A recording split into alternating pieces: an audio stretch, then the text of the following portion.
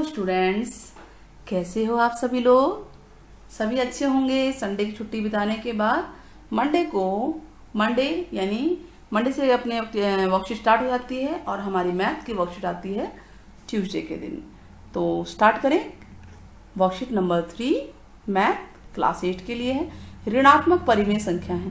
हमने पिछली वर्कशीट में परिमेय संख्या के बारे में सीखा था, यानी कोई भी संख्या जिसको बटे में जैसे p/q में लिख सकते हैं।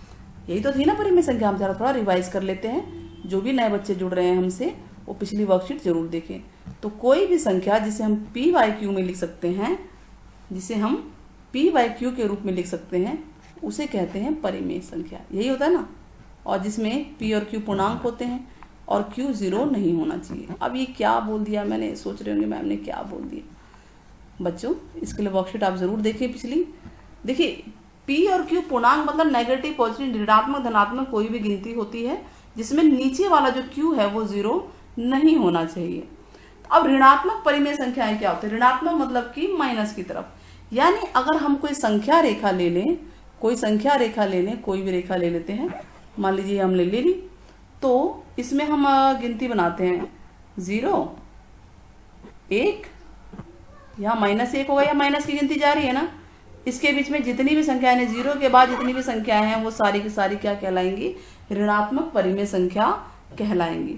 ऋणात्मक परिमेय संख्या माइनस में है सारा। अब चाहे यहाँ पे -1/2 हो, -3/2 हो, -10/15 हो, या कुछ भी हो, उसमें अगर माइनस ऋणात्मक ऋण का निशान लग गया, माइनस का निशान लग गया, तो उसे कहते हैं ऋणात्मक परिमेय संख्या।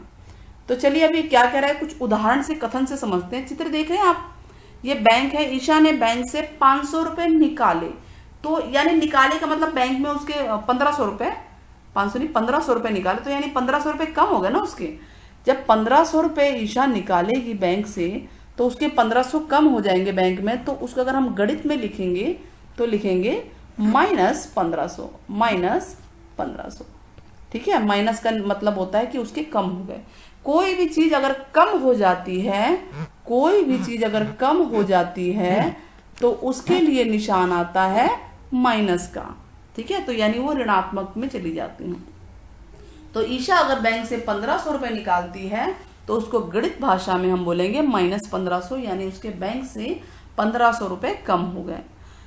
अगला उदाहरण है, पेट्रोलियम की खान, मतलब खान है, समुद्र तल से कितनी नीचे है। नीचे, ऊपर नहीं हो रहा। जब नीचे कोई चीज होगी तो नेगेटिव होगा, निकलेगा तो भी माइनस होगा। ठीक है। ऊपर मतलब प्लस होता है और नीचे मीन्स माइनस। तो समुद्र तल से 120 सही 3/5 किलोमीटर नीचे है पेट्रोलियम खान, यानी समुद्र से इतना नीचे। तो नीचे का मतलब क्या हो गया, इस वर्ड को पकड़ना है कि माइनस। ठीक है।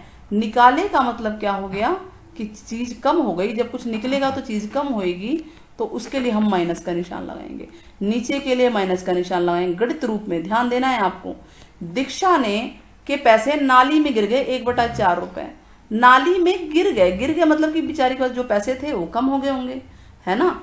तो गिर गए का मतलब है कि माइनस में चला गया, यानी उसका इतना पैसा कम हो गया, -1/4। ये माइनस पे ध्यान दे रहा है कि माइनस क्यों आ रहा है। ठीक है। कोई चीज अगर कम हो जाती है हमारे पास से, या किसी भी चीज में से कम हो जाती है, तो हम माइनस का निशान लगाते हैं और उसी को ऋणात्मक कहते हैं। ऋणात्मक परिमेय संख्या में हम ये कर रहे हैं। शॉपिंग मॉल में मेरी मोटरसाइकिल 2 मंजिल नीचे पार्किंग में खड़ी थी। शॉपिंग मॉल में शॉपिंग करने जाते हैं ना, तो कभी आप शॉपिंग मॉल में गए हो तो आपने देखा होगा किसी न किसी पार्किंग, मतलब मॉल में पार्किंग नीचे की तरफ होती है, अंडरग्राउंड जिसे बोलते हैं। तो नीचे मतलब कि जमीन से नीचे और चली गई, तो ये 2 मंजिल नीचे गई। ये कितने मंजिल, 2 मंजिल। तो 2 के आगे माइनस लग गया। आया समझ में। 2 मंजिल नीचे चली गई। अगर 1 होता तो -1, 4 मंजिल होती तो -4 हो जाता। लद्दाख का तापमान 0 से 16 डिग्री कम हो गया। कम यानी 0 से भी 16 कम हो गया। तो इसको हम गणित में कैसे लिखेंगे, -16। समझ में आया। माइनस। अब यानी हमने इसमें क्या सीखा, ऋणात्मक परिमेय संख्याओं के बारे में सीख लिया कि कोई भी चीज कम हो रही है, गिर रही है, नीचे जा रही है। ठीक है। तो माइनस का निशान आता है, और ये जो परिमेय संख्या है ऋणात्मक परिमेय संख्याएं कहलाती हैं। जितनी भी अभी यहाँ पे परिमेय ये संख्याएं आई ना, तो ये सारी ऋणात्मक है, क्योंकि सभी में माइनस का निशान है। इसीलिए ये सारी ऋणात्मक परिमेय संख्याएं हैं। चलिए और आगे सीखते हैं हम लोग। तो परिमेय संख्या इसका मतलब 3 तरह की हो गई, ऋणात्मक, धनात्मक, है ना, और एक और होती है जो ना ऋणात्मक है ना धनात्मक है। तो ऋणात्मक मतलब कि अगर हम कोई नंबर लाइन ले लें, कोई भी नंबर लाइन ले लेते हैं, संख्या रेखा ले लेते हैं, हमने ये ले लिया, तो इसमें हमने ये देखा कि ये 0 है, इधर धनात्मक कितनी आ रही है 1 2 3, और इसके बीच में जो भी गिनती आएंगी सारी की सारी बटे में इधर माइनस में जा रहा है। तो जो ये संख्या है ये सारी, ये तो ऋणात्मक है, ठीक है, ये धनात्मक है। तो ये शून्य क्या है, शून्य वो संख्या है जो ना धनात्मक है ना ही ऋणात्मक है। तो यानी कि परिमेय संख्या हमें पता चल गई कि एक तो होती है धनात्मक परिमेय संख्या, एक ऋणात्मक, और एक जो ऐसी परिमेय संख्या जो ना ऋणात्मक है ना धनात्मक है, वो है शून्य। ठीक है, तो जो परिमेय संख्या है पूर्ण है, जो कह रहे हैं ना पूर्ण हो या भिन्नात्मक हो या धनात्मक ऋणात्मक कुछ भी हो सकती है, हमने ये पढ़ लिया सारा। ये चीज समझ में आ गई आप लोगों को, धनात्मक ऋणात्मक और शून्य। चलिए आगे बढ़ते हैं, आगे बढ़ते हैं। अब इसमें पूछा है कि -26 बड़ा है, इसको -26 पढ़ते हैं, इसको -7 या -7। तो एक बार आप संख्या रेखा लेके देखिए कि कौन सा बड़ा है। तो हम ये देखेंगे कि इसमें अगर हमने 0 गिनती बना दी और उसके बाद इधर 1 है, बाकी इधर माइनस बनाते हैं, -1 -2। तो अगर हम ये ऐसे ही लेके जाएं तो कहीं ना कहीं यहाँ पे -26 आ जाएगा। बड़ी संख्या कौन सी होती है, बड़ी संख्या वो होती है जो आगे की तरफ जाती है, यानी वो उल्टे हाथ से सीधे तरफ संख्या रेखा पे पॉजिटिव डायरेक्शन में जा रही है। तो ये पॉजिटिव डायरेक्शन है और ये नेगेटिव है, तो इस तरफ जा रही है। तो हमारा -7 कहाँ होगा, यहाँ कहीं ना कहीं होगा -7। तो ये बताइए कि -26 बड़ा है कि -7। हम देख रहे हैं -7 प्लस की तरफ ज़्यादा आगे है, तो -7 बड़ा है।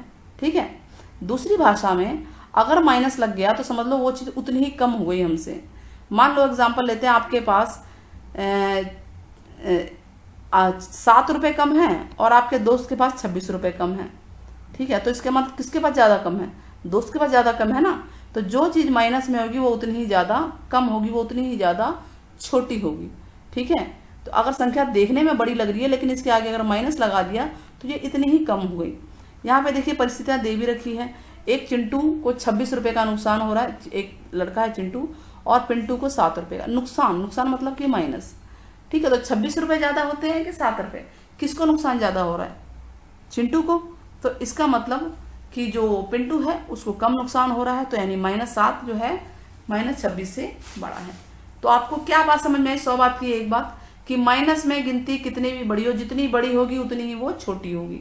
माइनस क्योंकि उसके आगे लग गया, मतलब कि उसको उतना ही नुकसान हो रहा है, वो चीज़ उतनी ही कम हो रही है या वो चीज़ उतनी ही नीचे की तरफ जा रही है, अगर कोई नीचे गहराई है तो। ठीक है, माइनस का मतलब ये होता है। तो इससे रिलेटेड और सवाल करते हैं। अब आपको अगर हर अंश और हर दो चीज़ें होती है ना परिमेय संख्या में, ऊपर वाला अंश होता है, नीचे की संख्या हर कहलाती है। आपको ये निशान लगाना है, ये बड़े का निशान है, ये बराबर, ये छोटे का निशान है। जिस तरफ 2 मुंह होगा वो संख्या बड़ी होगी, यानी जिसकी तरफ ये 2 खुला मुंह होगा वो बड़ी होगी संख्या, और जिस तरफ ये बंद मुंह होगा वो संख्या छोटी होगी। तो स्टार्ट करें। पहला क्वेश्चन क्या दे रखा है, ये लिखा है -2/3 और ये 2/-3। तो इसको हम समझने की कोशिश करते हैं। देखिए अगर हम बीच में माइनस लगा देंगे तो ये बन जाएगा -2/3, और ये भी बीच में हम लगा देते हैं निशान, क्योंकि माइनस तो हम ऊपर नीचे कहीं भी लिख सकते हैं। तो अब ये बताइए दोनों बराबर हो गए कि नहीं हो गए, क्योंकि हर तो बराबर है और अंश में दोनों ही माइनस के हैं। अंश, क्योंकि हर अगर बराबर है तो आपको सिर्फ अंश की तुलना करनी है। किसकी तुलना करनी है, अंश यानी ऊपर वाली रकम की। तो दोनों बराबर है -2, तो यहाँ क्या निशान आएगा, बराबर का। क्लियर हो गया। प्रश्न नंबर 2, आप इसमें देखिए 100 और 100 हर बराबर है, तो अब 0 बड़ा है कि 10 बड़ा है, ऑब्वियस है कि 10 बड़ा है, यहाँ पे माइनस की कोई गिनती नहीं है।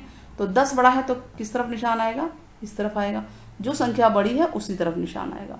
ठीक है, उसी की तरफ 2 मुंह का निशान आएगा और छोटी संख्या की तरफ बंद मुंह होगा ना। -2 बड़ा है कि -1, मैंने अभी क्या बताया, माइनस में जितनी बड़ी गिनती होगी उतनी ज़्यादा वो नीचे जाती है, उतनी ज़्यादा कम हो जाती है।